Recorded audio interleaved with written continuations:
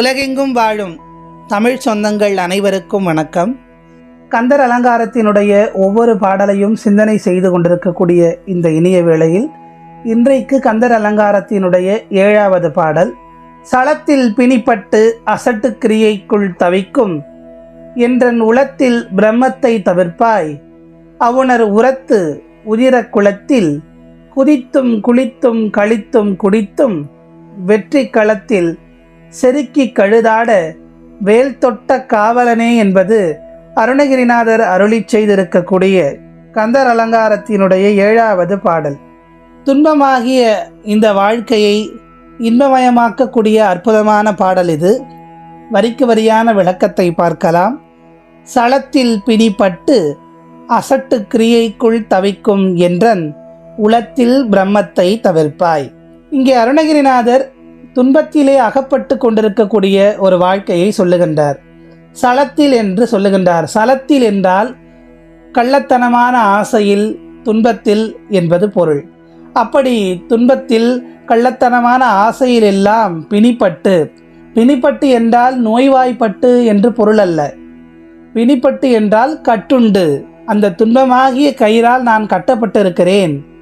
அப்படி பிணிக்கப்பட்டு அசட்டு கிரியைக்குள் தவிக்கும்.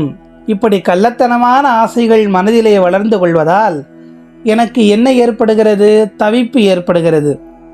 இந்த கள்ளத்தனமான ஆசைகளால் மூடத்தனமான செயல்களை எல்லாம் நான் செய்து கொண்டு தவித்து கொண்டிருக்கிறேன் இந்த உலக வாழ்க்கையிலே. அப்படிப்பட்ட என்னுடைய மனதிலே இருக்கக்கூடிய பிரம்மத்தை தவிர்ப்பாய் என்று சொல்லுகின்றார். பிரம்மம் என்றால் மயக்கம் என்று பொருள். மயக்கத்தை தவிர்க்க வேண்டும் என்று முருகனிடத்திலே வேண்டுகின்றார் அருணகிரிநாதர். மயக்கம் என்றால் என்ன? ஏதோ தலை சுற்றி மயக்கம் வருகிறதே, அந்த மயக்கம் கிடையாது. தெளிவில்லாத ஒரு நிலையைத்தான் அருணகிரிநாதர் இங்கே மயக்கம் என்று சொல்லுகின்றார். எனக்கு சரியான தெளிவு கிடையாது. யாரை பிடித்து கொள்ள வேண்டும், யாரை வழிபட வேண்டும், முருகனிடத்திலே எவ்வாறு அன்பு செலுத்த வேண்டும், அவனை எப்படி பற்றி கொள்ள வேண்டும் என்ற தெளிவில்லாமல் இந்த உலக வாழ்க்கையிலே மாயையிலே சிக்கிக்கொண்டு துன்பத்திலே நான் தவித்து கொண்டிருக்கிறேன். இந்த மூடத்தனமான அழியக்கூடிய விஷயங்களிலெல்லாம் என்னுடைய மனதை செலுத்தி நான் துன்பத்தால் பிணிக்கப்பட்டிருக்கிறேன்.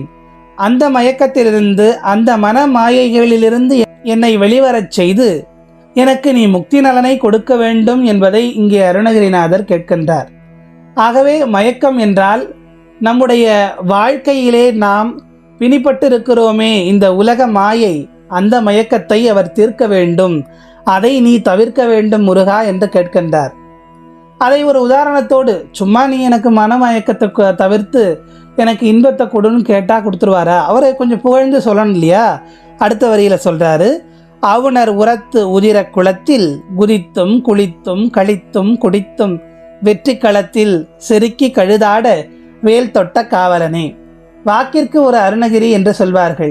அப்படி அருணகிரிநாதர் இங்கே அருமையாக அந்த சந்த ஒலிகளை எல்லாம் பயன்படுத்தி இந்த பாடலை அமைத்திருக்கிறார்.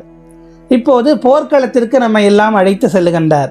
போர்க்களத்திலே எப்படி இருக்கிறது அதை இங்கே உருவகமாக நமக்கு காட்டுகின்றார். அவுணர் உரத்து, அவுணர் என்றால் அசுரர்கள். அந்த அசுரர்கள், உரத்து என்றால் மார்பு. அந்த அசுரர்களுடைய மார்பிலே இருந்து குளம் போல இரத்தம் வருகிறது. அப்படிப்பட்ட அந்த இரத்தத்தில் இந்த பேய்கள் எல்லாம் கழுதாட என்று சொல்லுகின்றார். கழுது என்றால் பேய்கள். இந்த பேய்கள் எல்லாம் எப்படி ஆடிக்கொண்டிருக்கிறதாம்? அந்த இரத்த குளத்தில் குதித்து குளித்து மகிழ்ச்சி களிப்போடு அந்த இரத்தத்தை குடித்து அந்த போர் நடந்த அந்த வெற்றி களத்திலே இந்த பேய்கள் எல்லாம் மகிழ்ச்சியாக ஆடிக்கொண்டிருக்கின்றன. அப்படி அதற்காக நீ வேல் தொட்ட காவலனே என்று சொல்லுகின்றார்.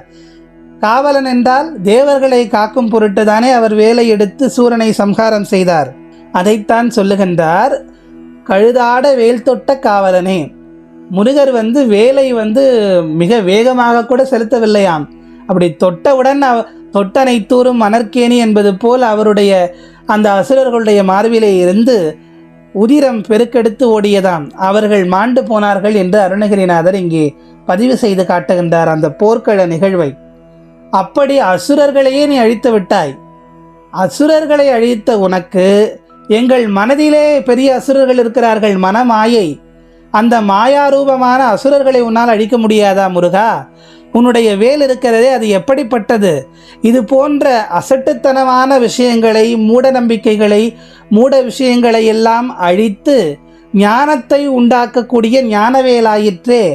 அந்த ஞானவேலை வைத்து எங்களுடைய இந்த துன்பத்தை நீக்கி எங்களுக்கு இன்பத்தையும் முக்தி நலனையும் நீ வழங்க வேண்டும் என்று அருணகிரிநாதர் அந்த போர்க்கள நிகழ்வை உதாரணமாக இங்கே சுட்டிக்காட்டி, முருகனிடத்திலே நம்முடைய துன்பங்களிலிருந்து விடுபடுவதற்கு உபாயமாக இந்த பாடலை அமைத்திருக்கிறார்.